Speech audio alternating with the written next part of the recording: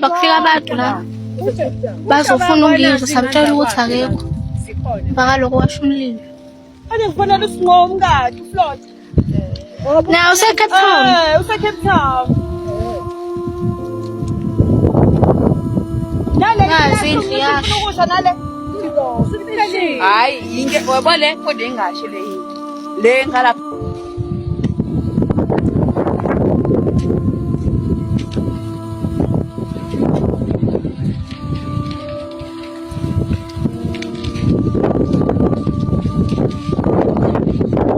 Siyabingelela bafowethu, sibingelela umoya ophansi, sibingelela umoya ophansi ngendlela isimanga. Silapha emzini kaNgizwe eMadundube eMpumalanga bafowethu. Sithola ukuthi kufika abantu la bezofuna ungizwe bangamthola. Bathe mabephuma nje ngesango babonakala kuqala kushisa izingane ezinganakile. Ngenhlanhla kaNkulunkulu ke sithola ukuthi akekho umuntu olimele, kodwa ke impahla ilimele kakhulu, umuzi uphelile wonke, akho lutho, akuphumanga izinto eziningi. Kodwa ke into enkulu empilweni kuba yiwo umphefumulo. So ke lokhu kuyasethusa ke thina sizinsizwa ngoba sithola ukuthi emasontweni amabili edlule sithola insizwe sisebenza nayo ukuthiwa ufele emntwini yakwaGumede uqwabe le emzimkhulu. Sathola ukuthi naye kufika abantu emzini wakhe, bafika futhi kunezingane njengesimo esifanayo sikaMacengwane, kunezingane bafike babulala amawindi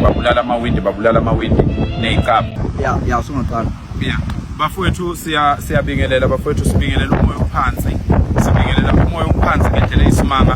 Silapha emzini kaNgizwe eMadundube eMpumalanga bafowethu. Sithola ukuthi kufika abantu la bezofuna ungizwe bangamthola. Bathe mabephuma nje ngesango babonakala kuqala kushisa izingane ezinganakile.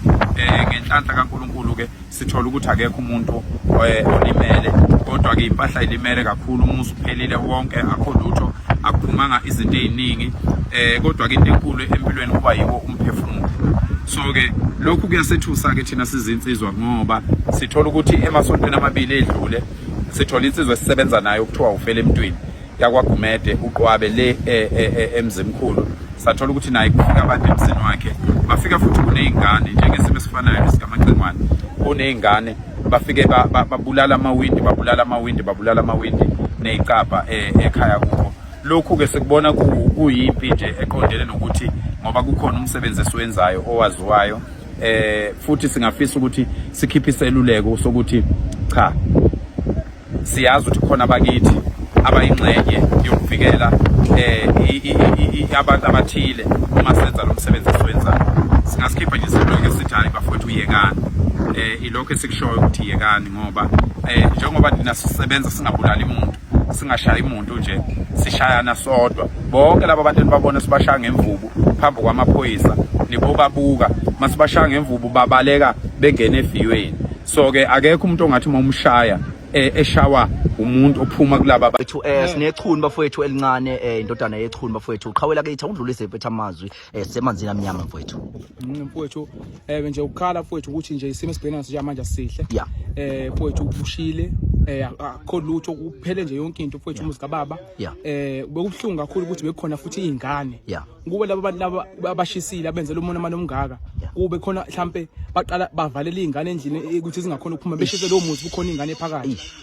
How much things ebezingabe idlule kizo nje manje. Abe sinezidumbu, izingane ezincane kakhulu kazi i-future iy'ngane ingafezeki ngoba yibo abaphathi bezwe kusasa. Yabo njengamanje mfowethu lezi zinto esibhekana nazo njengamanje azikho zinhle.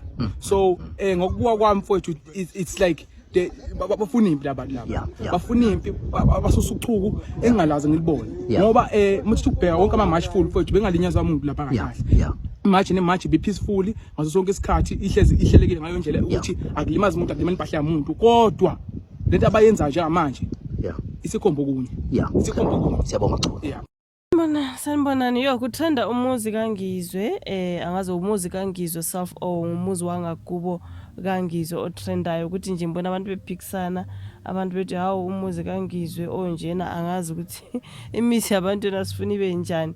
So uyatrenda lo muzi, uyasha you guys kuthiwa ke kushiswe umuzi kaNgizwe Mchunu.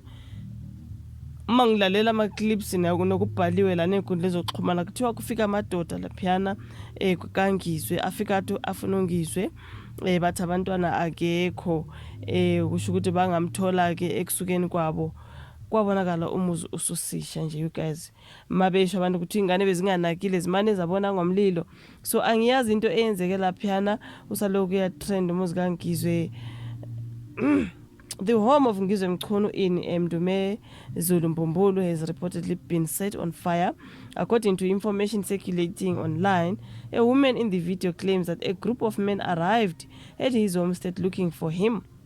But failing to find him, they allegedly decided to burn down the property. Ngizwe Mchunu has recently gone viral for his outspoken views and activism calling for foreign nationals to leave South Africa with slogans linked to marches and hashtags such as #Abahambe. So the incident has sparked strong reactions online, with many people expressing concern over how dangerous the situation could have become had he been present at the time.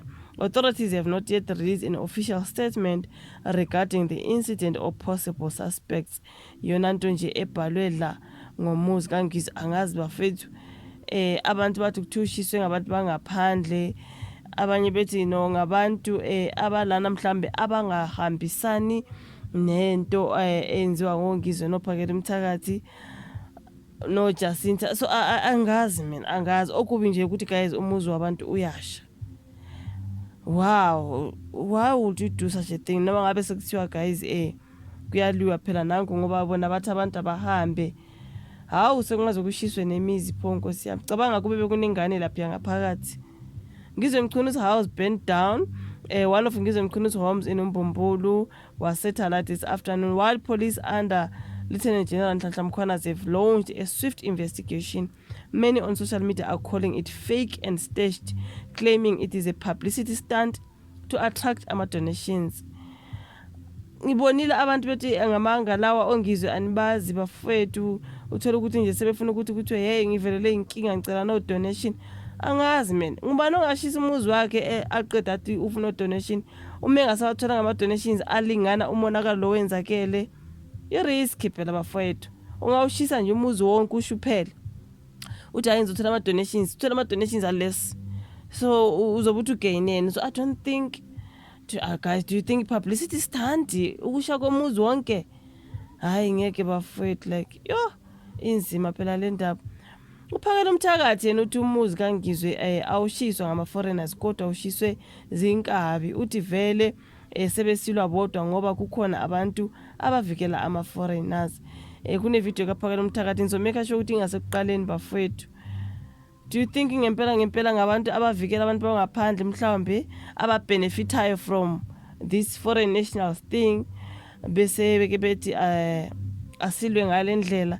Angazi man yo. Ay guys, ukushiswa komuzi kodwa Nkosi yami yo umuzi wonke luckily bekungekho umuntu phakathi ezindlini ezishayo. So uya trend ungize bafethu ngithe angenze i-video cause lokhu kubi shem. Ezibhlungu kuthiwa kutheleka abelisa abangaziwa kubo kaNgizwe bezofuna uNgizwe bangamfica zathi ke bathi sebehamba bashisa umuzi. Kanti nasemavikini adlule insizwa ogama layo ufele emthwini nayo oyishoshovu kule into yokuxoshwa kwabo kufika bafika kubo nayo ingekho bathi cilela phansi impahla. Uchazela uphakela Mthakathi lapha nathi ukhona omunye naye abasebenza naye kwafika abantu bafike nje bamosha lapha nakuyi uNgizwe sebemshisela umuzi. Yo uphakela Mthakathi uhlalele evalweni ke manje ukuthi mhlambe balandela ngami yini lana indodana kaNgizwe lengibonile King Zoso uthi indodana kaNgizwe echaza ngokusha komuzi wakubo na ivideo nizoyifaka ekuqaleni guys. Hawu uXolani Khumalo uthi kushiswa komuzi kaNgizwe Mchunu sekuvele kwashubisa kakhulu isimo. Wathi uma amaphoyisa engasukumi ngokusheshsha kuzomela ibutho likaZulu lisukume. Uthi kuzophoqeleka ukuthi kube ne lockdown. Hey bantu. Hayi ushiso wangqonqa umuzi kaNgizwe ngokuthola komthombo uthi kufika amadoda amathathu afika athi afuna uNgizwe. After that kwabonakala nje umuzi sewusisha. Hayi guys yabona ke lezi zinto ezinjena nje. uNgizwe Mchunu, but he's one of the leaders of the movement calling for African immigrants to leave South Africa. He has reported that one of his properties was set alight by the unknown individuals who reportedly came looking for him in Umbombulu, south of Durban. So ikho ke sebesuka kwasala ke umuzi usungamanxiwa kanje. Hayi bafethu kunzima Nkosi yami we.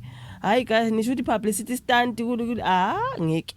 Ngashisa umuzi wasekhaya ngithi ngizodi donations. What if angisawathola ama donations angeke guys.